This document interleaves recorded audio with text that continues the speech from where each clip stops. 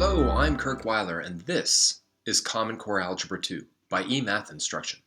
Today, we'll be working on Unit 4, Lesson number 1 on integer exponents. Now, you've been dealing with exponents for quite some time, but in Common Core Algebra 2, we're going to be pushing exponents to the extreme. So we want to take a few lessons at the beginning of Unit number 4, which is all about exponential functions, to really talk about and review some basics about exponents. So today we're going to be looking at integer exponents and reminding ourselves of what they mean. So let's get right in them. In exercise 1, what we're going to do is we're going to look at a pattern. It says the following sequence shows powers of 3 by repeatedly multiplying by 3. Fill in the missing blanks. Well, this is kind of simple enough, right? 3 to the first is just 3. 3 to the second is 3 to the first times 3, so it's 9. 3 to the third would be 9 times 3, so of course it'd be 27. But what does 3 to the 0 mean? Well, whatever 3 to the 0 must mean when you multiply it by 3, well, you got to get 3. So 3 to the 0 must be equal to 1. Now, if we're multiplying by 3 to go in this direction, then we have to kind of be dividing by 3, right? If you think about this, we must be dividing by 3 to go in this direction. But that means 3 to the negative 1, well, that would have to be 1 divided by 3. 3 to the negative 2, well, that would be 1 divided by 3 divided by 3, or 1 divided by 3 squared, which would be 1/9. 3 to the negative 3 would be 1 divided by 3 cubed, or 1/27. So what's important here is that positive exponents,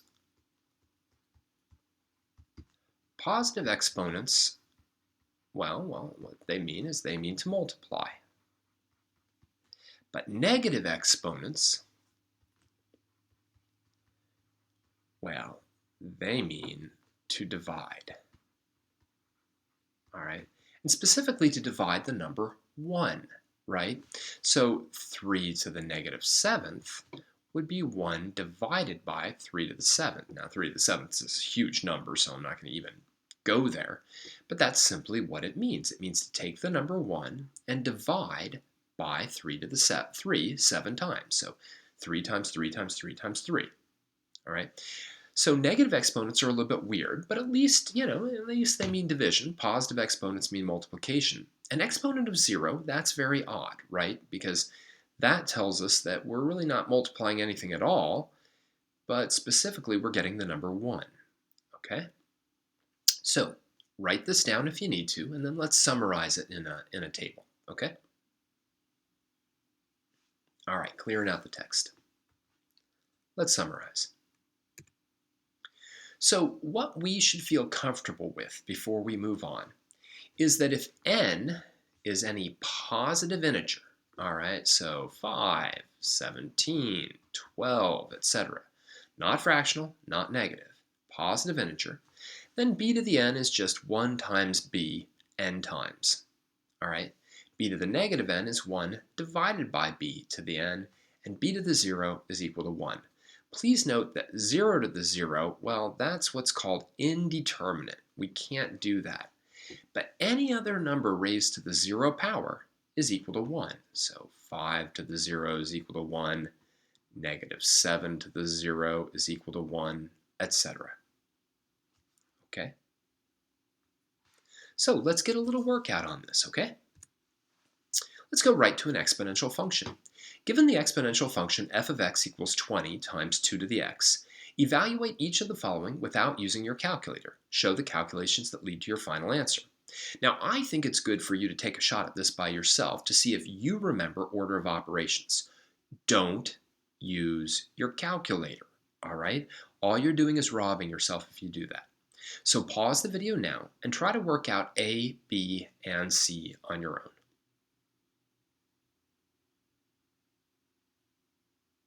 All right, let's go through it. Well, obviously, you need no reminder, hopefully, about what function notation is. But all I'm going to do is replace x with 2. Now remember order of operations, right? we have to do this exponent before we do the multiplication. So that 20 is just going to hang out, and obviously 2 squared is 4. Now we can do the multiplication. 20 times 4 is 80. So f of 2 is 80. Let's do f of 0. F of 0, same song, second verse. We have to put the 0 in there. Now, be careful, that's got to come first. So we don't do 20 times 2 and get 40. We do 2 to the 0 and we get 1.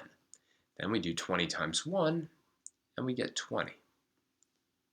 Finally, if we do f of negative 2, right, we're going to get 20 times 2 to the negative 2. Now, what this really means, honestly, is that we're going to divide 20 by 2 twice. But you could also interpret it as follows. You could just say, well, all right, 2 to the negative 2 is going to be 1 over 2 squared. So that's going to be 20 times 1/4. And of course, that's the same as dividing by 4, and we get 5. Now, to take this up to a little bit of a higher level, a Common Core level, take a look at letter D. It says, when x increases by 3, by what factor does y increase? In other words, does it double? Does it triple? Does it go up by a factor of 5? What factor? So what do we multiply by? All right, I want you to think about this a little bit. If I increased x by 3, what would I multiply by?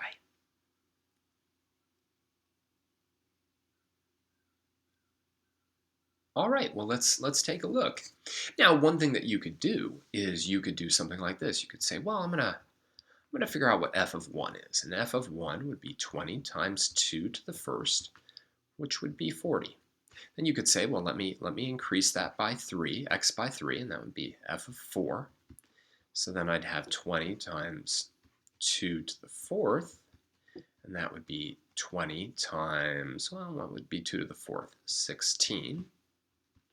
And that would be 320. So by what factor did I go up? Well, I multiplied by 8. Now, why is that? Well, that's 2 to the third, right?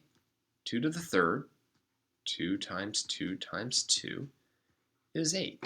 So when I increased by 3, it allowed me to multiply my answer by 2 3 more times. I got to multiply that 20 by 2 3 additional times over what I did before.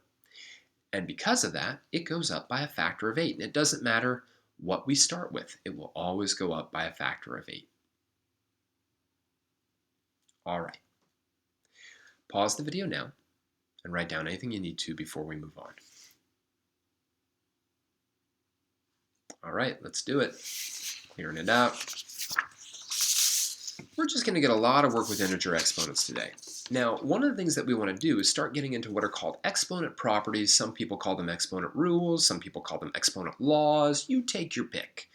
Exponents play by certain rules, right? And we want to know the rules of the game. So exercise 3 says, for each of the following, write the product as a single exponential expression. Write A and B as extended products first, if necessary. All right. In other words, 2 to the third times 2 to the fourth. I want a single exponential expression. Right now I have 2 of them, 1, 2. Now, of course, 2 to the third is just 2 times 2 times 2. And 2 to the fourth is 2 times 2 times 2 times 2. So obviously what we have here now is 2 to the seventh. And that is my single exponential expression. Why don't you try it for B and then try to generalize it in letter C?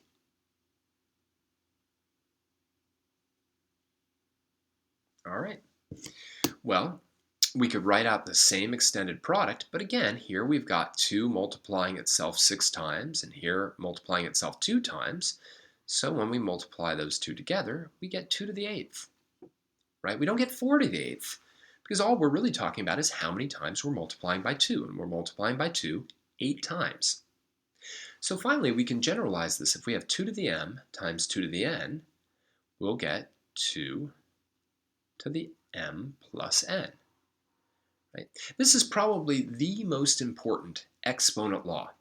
When you multiply 2 quantities that have the same base, the same number or variable down here, you then add their exponents. So if I had, x to the 10th times x to the 5th, I'd get x to the 15th. If I had 10 to the 7th times 10 to the 2nd, I'd have 10 to the 9th.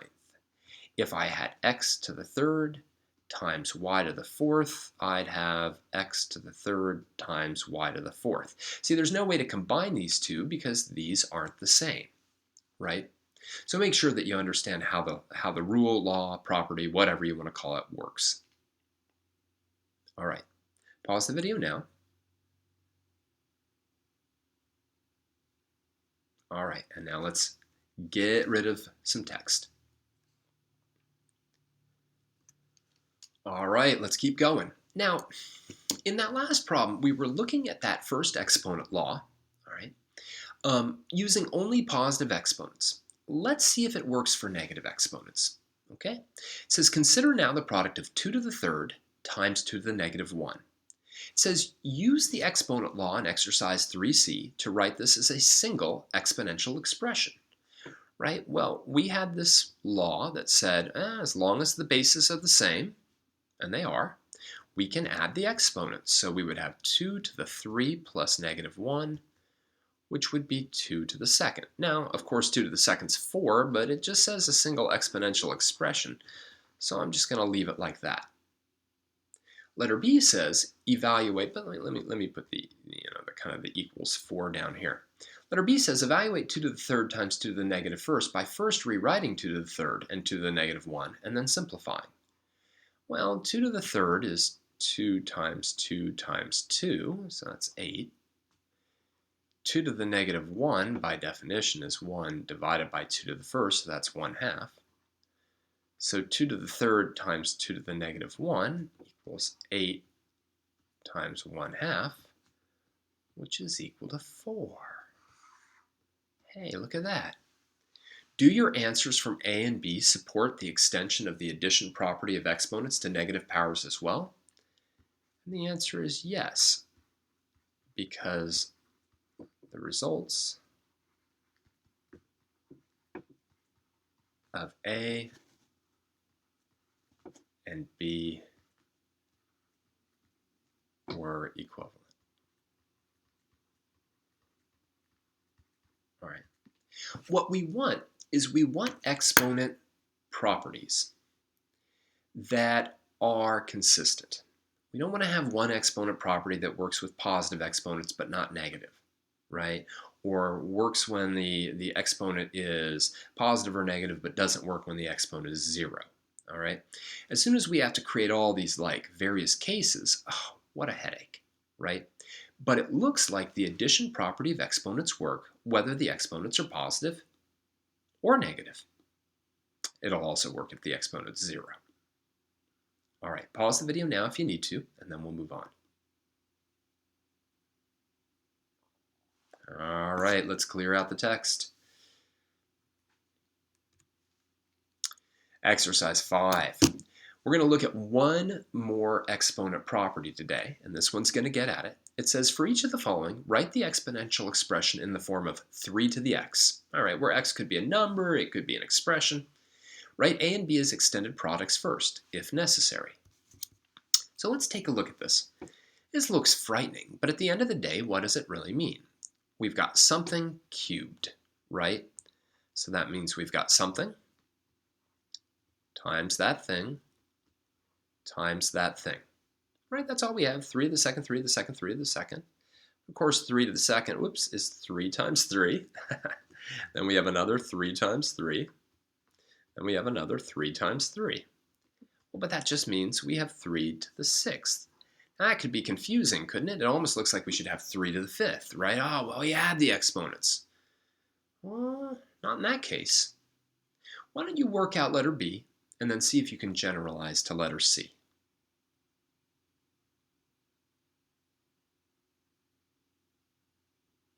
All right. Well, hopefully you found the same pattern, which is that letter B, that's just 3 to the 4th times 3 to the 4th, right? Because we're just squaring it, so it just gets written down twice, but then that's, oh, I won't even extend the product. That's 3 to the 8th. So notice in both cases, when we have something raised to an exponent raised to another exponent, we multiply the two exponents together, right? And that can be generalized. If we had x to the second to the 7th, we'd have x to the 14th. If we had 5 to the 3rd to the 4th, we'd have 5 to the 12th, right? So whenever we have a quantity raised to an exponent, and then it's raised to another exponent, we get to multiply the exponents together. That is the second property of exponents, or third, or whatever. It's the second one we saw today. All right.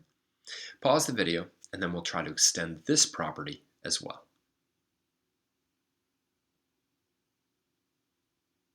All right, here we go.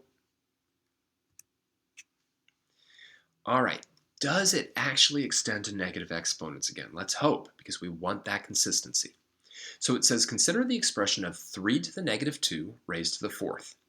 Show that this expression is in fact equivalent to 3 to the negative 8th, in other words, that we can multiply the two exponents, by first rewriting 3 to the minus 2 in fraction form. So let's see.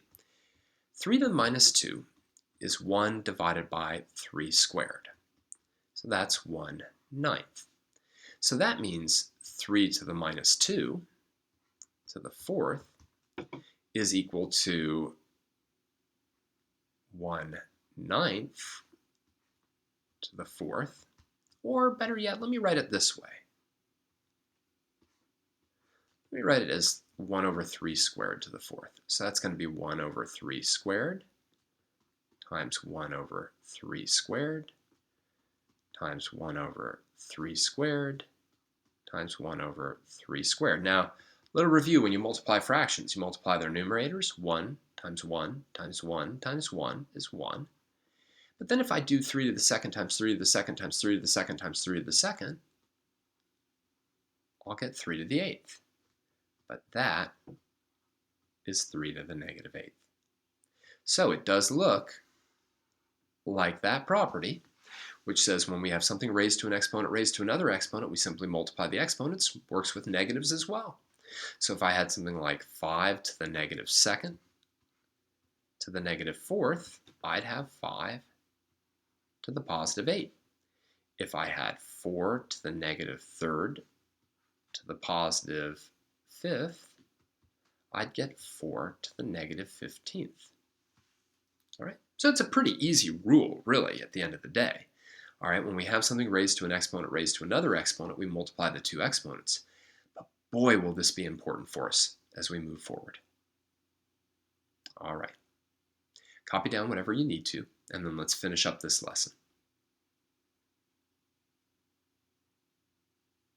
All right, let's do it. So in today's lesson, what we did was we reviewed the basic notion of positive, negative, and zero integer exponents. Very important to have those basics down. Then we saw two additional exponent properties, right? When we multiply two exponential expressions with the same base, we add their exponents. And when we have a single exponential expression raised to yet another exponent, we can multiply the two exponents. Those two properties, along with all of the basic definitions of positive integer and negative integer exponents, are critical to master and be fluent with before we move on to new lessons. So work on them. For now, though, I want to thank you for joining me for another Common Core Algebra 2 lesson. My name is Kirk Weiler, and until next time, keep thinking and keep solving problems.